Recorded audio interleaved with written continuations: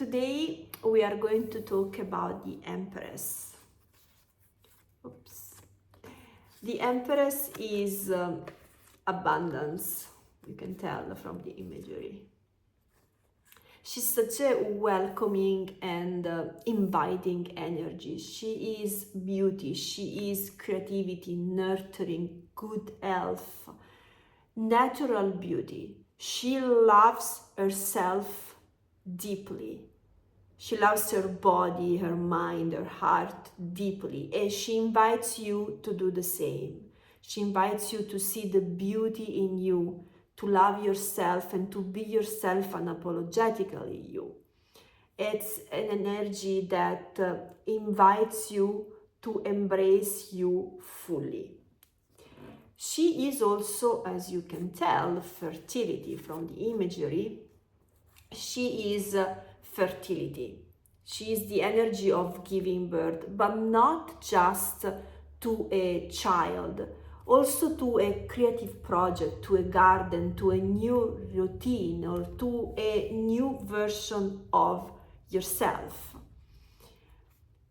Unlikely the High Priestess, if you saw the video, I told you that she can be cold, she can be very detached, and there is little space for emotion and feelings in her, not because she's bad or she doesn't want to explore feelings, but because it's not her role, it's not her energy. Her energy is to find the truth and to follow the truth. So you have to be detached a little bit from feelings and emotion and the outer world to do that.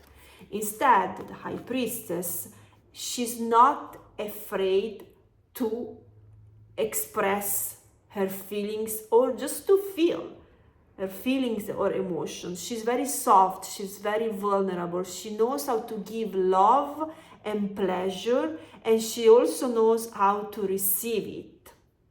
She creates really from love, and she's not afraid to tell people about her emotions and about her vulnerability.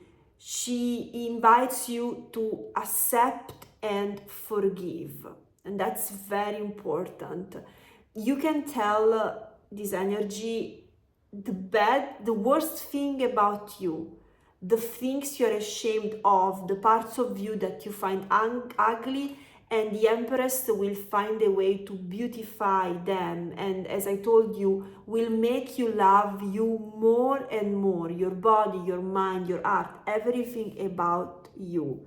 She really invites you to look at the beauty in everything, in yourself, in others, and she gives you the permission to be rich, abundant, sometimes also even decadent. But it's not just about gaining something. Her abundance, it's also in finding already abundance in what you have. So in beautifying what you have. If you have something and you can make it more beautiful, work on that, work on what you already have. And so she's really helping you to understand how to make your life, the life you already have, more beautiful. It's not just about creating something new. Yes, it is, but not just about that. It's also about transforming what is already in you or in your life. She's, as you can see in imaginary, she's very relaxed and chill. She's very chill. She's the one that tells you to take a day off from work to take care of yourself. So she's the energy within you that asks you to take a day off from work, from being a mom or a dad, just to take care of yourself. But not just that, like not in a selfish way, because she knows that the moment you take care of yourself and you recharge, you have more energy to give to others and to take care of others and nurture others. So it's not just to nurture herself, she's really selfless for that. Another beautiful thing about this energy is the energy of binding the opposites. So she doesn't reject what is different, she tries to integrate it.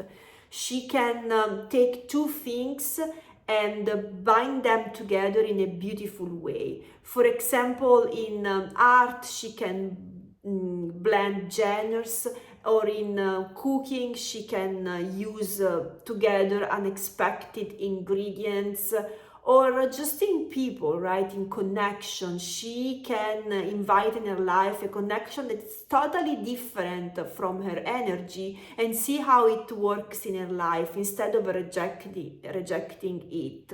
So she doesn't push things away. She's very good at binding things together that apparently they don't belong to each other, but at the end she finds a way to find a beautiful way to merge them together, and it's extraordinary. So she also in this understands the duality of life, the yin and yang of life, and she understands that the real creation happens in duality, when the yin and yang come together. So when you feel stuck in that or this or this or that, it's the energy you want to call, because she will get you unstuck. And maybe on the canvas there will be on a white canvas there will be colors, on white pages there will be lots of new words, or just in yourself, in your life, you will be able to move forward, to create more abundance, to create more space for creativity, for nurturing, for love too. It's a beautiful, beautiful energy. Let's see if I have something else to say to you. Yeah, nothing, just that with this energy you can bring out in the world your gifts. So gifts that maybe for years you didn't have the courage to express or to give to the world. She's the energy that will say to you, okay, you have this gift and it's time for you to bring them out to the world, to let people see your beauty and what you have to give. It's an amazing energy.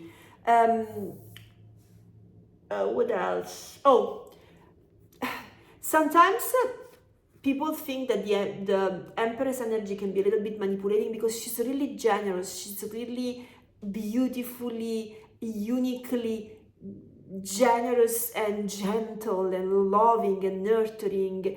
But there is nothing manipulating about this energy. She is naturally gentle, naturally nurturing. She doesn't even know that she has this power. She can allure, magnetize, attract without even realizing it. She doesn't manipulate.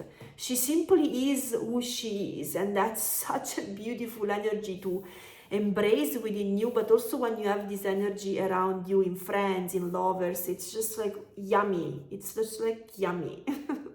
And I like embracing this energy, but this is another energy I'm comfortable with. I like embracing this energy of nurturing, of forgiveness, gentleness. It's such a lovely energy. In the beginning of my yoga career, I used to confuse the Empress with the Queen of Pentacles. I thought they were similar energy, but they can't not be more different.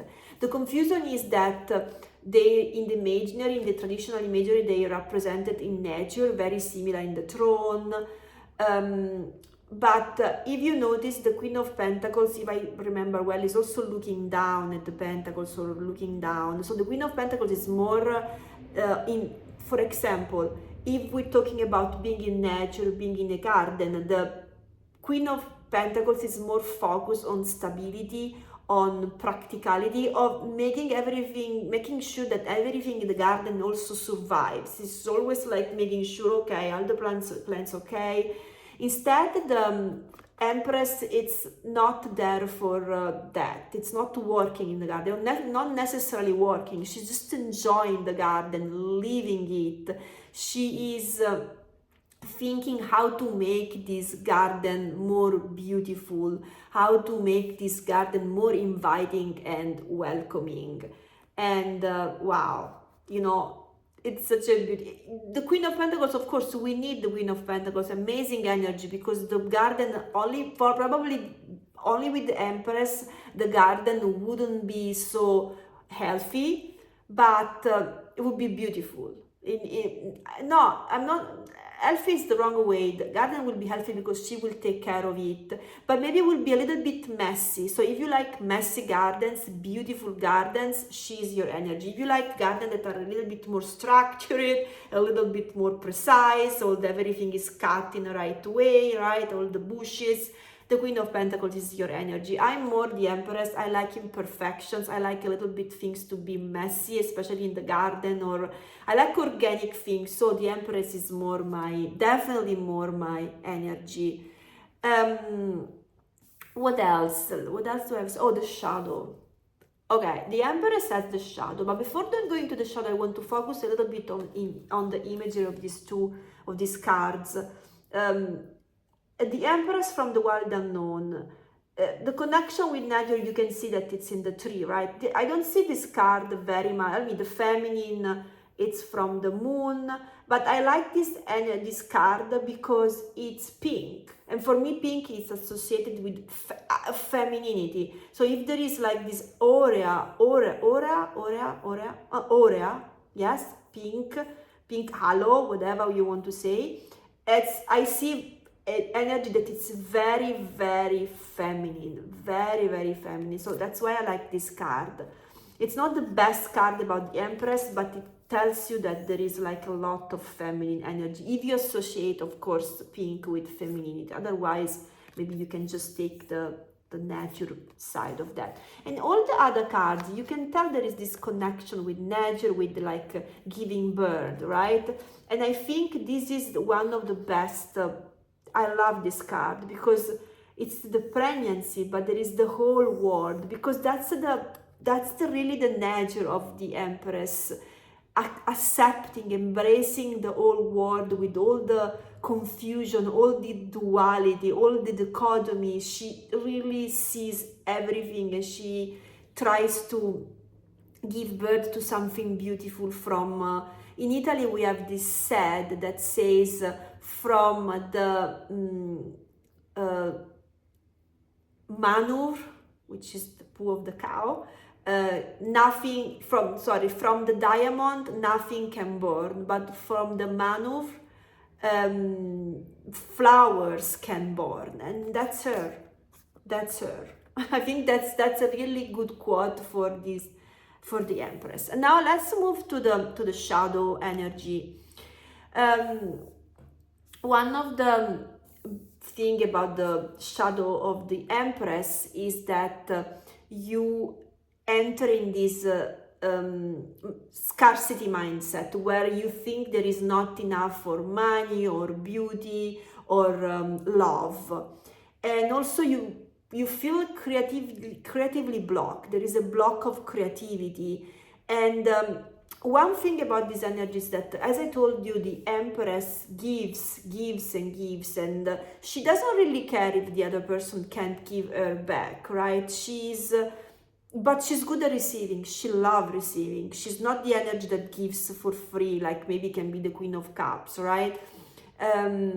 She likes receiving, not the same thing, but she likes at least gratitude. And so when the Empress sees that there is no gratitude, and you're not treating her properly, and you are dismissing her, and you are withdrawing or whatever, she switches. She can become rageful, she can become vindictive, she can become also jealous of her own space. So you have to be careful with the Empress, because she can give you the world and she doesn't need very much from you, at least even gratitude. But yes, she can switch, and you can tell, oh, what, my gosh, I don't even recognize her. Who is she? Her or him, of course. Who are they? I mean, what's happening? Yesterday they were so nice, and today, like, wow. Yeah, it's because the Empress has her own boundaries, has their own limitation, and don't cross that, because when you cross that, she switch. Another thing about the Empress, that she can reject her femininity, and I can see that in some extreme expression of feminism, where there is really a disconnection between the femininity and the woman and her feminine side. Also, you can start having that place a weird relationship with the power that really can disconnect you from your feminine side, because you enter more in a masculine perspective. I'm not talking about just about women. Men and women can have the Empress energy. And when this energy lacks, there is too much masculine energy, too much search for power, search for empowerment, and that can be too far, and you lose all this beauty here, all this like beautiful energy of the Empress. What else? And just, I think that's it. You know, also one thing about the Empress, that since she's very generous, she's very gentle, sometimes gives too much to the wrong people. And so when it's reversed or when it's in the shadow, it's also asking you to see if you're draining your energy, giving too much to people who don't deserve your energy. And so pay attention to how much of yourself you're giving to people who don't deserve you and your energy. Another thing is that the last thing, you can see also the shadow side of the Empress, but this one for me is the last one. Becoming ashamed of your body, you know, not liking your body, becoming ashamed of yourself. This can be another aspect of the Empress in the shadow. So to come back, this energy is asking you to nourish yourself, to really create from love and from pleasure, to stay soft, to stay relaxed and chill, to take care of yourself, to stay open to feelings, open to emotions, open to things that are different from you.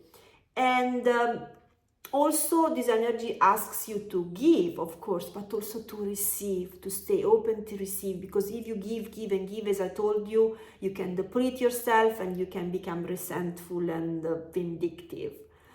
And what else?